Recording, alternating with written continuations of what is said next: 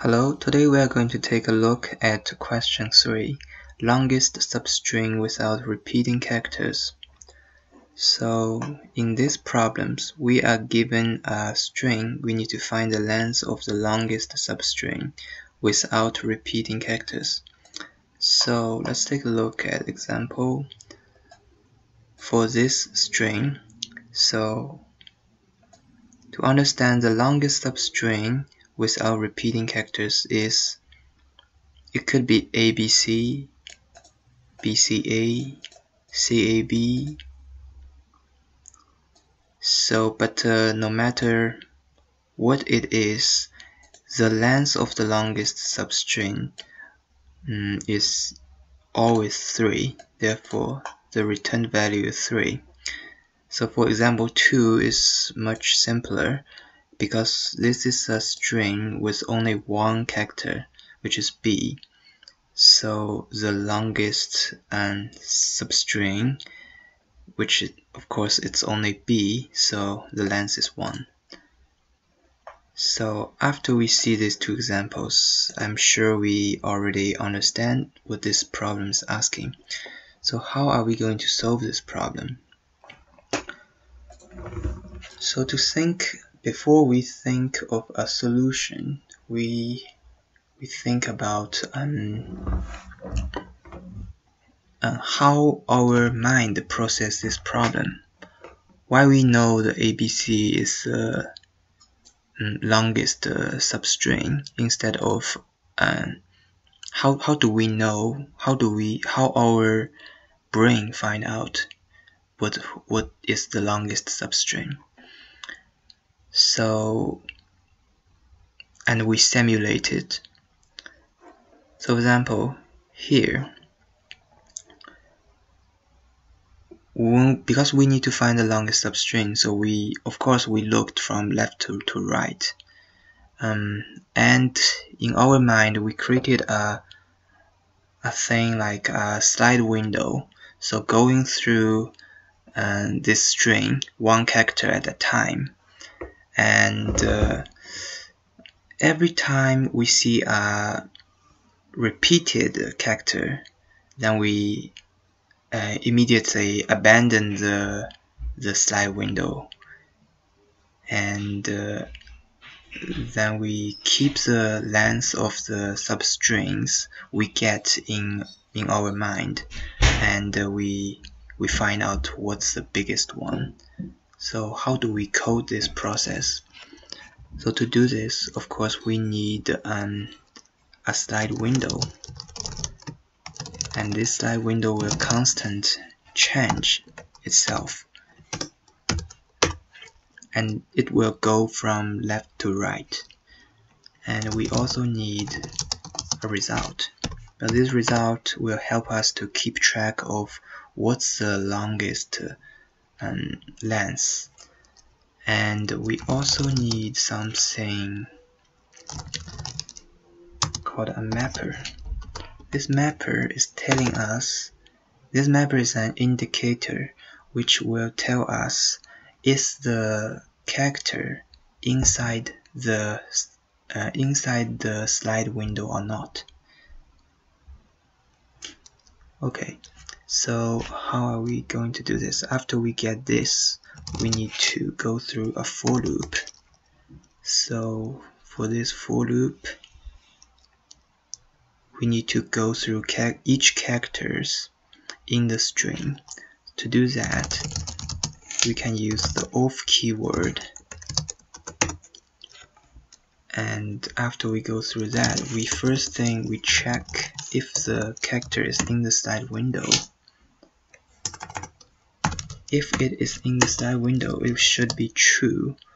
So if it was in the slide window, which means there is a repeating character, therefore we need to delete from left to right in the slide window until the repeating character deleted. So how are we going to do that? To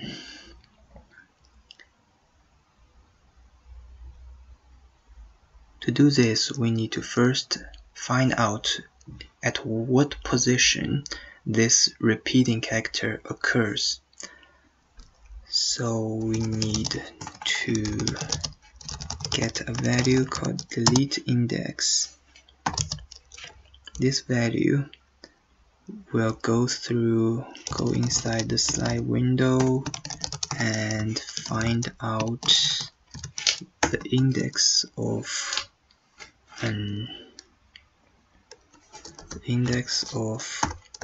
this.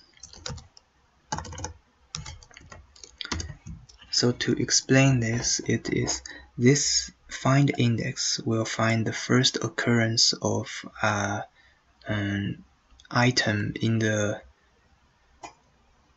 an array when that matches the description of the function we are giving it. So the function we are giving it is that if in the slide window there is a number which is the same as the new coming character, we will return the index of it. Yeah. So after we get the deleted index, we need to remove every character before that repeating character, and we also need to remove that repeating character as well. So how are we going to do that? First, in this mapper, which is an indicator if a character is inside a mapper, so we need to change the indicator here.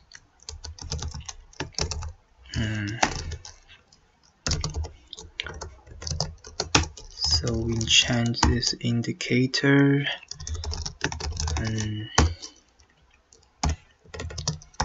to false. So this will always so next time we have another new coming character, we won't compete them with those characters, because those characters has already been deleted from the slide window.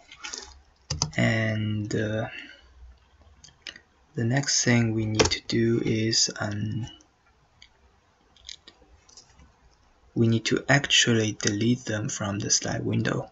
To do this, we use a JavaScript function called slice. In this slice, we can give them the start index and the end index, but in these circumstances we don't need the end index, we just need the start index. So we give it the start index at this, because we don't need every word from the repeating characters to the beginning of the string. Therefore we just slice them, so we get the another part of the slide window. And because we are going to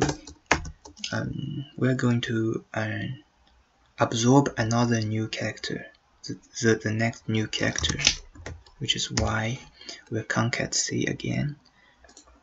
And after this, we have to think about if the indicator shows that the character haven't occurred in the previous slide window before. So in that case, the new coming character can join the slide window with no problem at all. Therefore, we just need to add them. So, but after we adding it, we have to check if the length of the new substring it is the biggest length or not. So to do this, we first, in this if statement, we just push it in, and because this push method in JavaScript, it also returns the length of the changed array. Therefore, we can use it to compare with our result.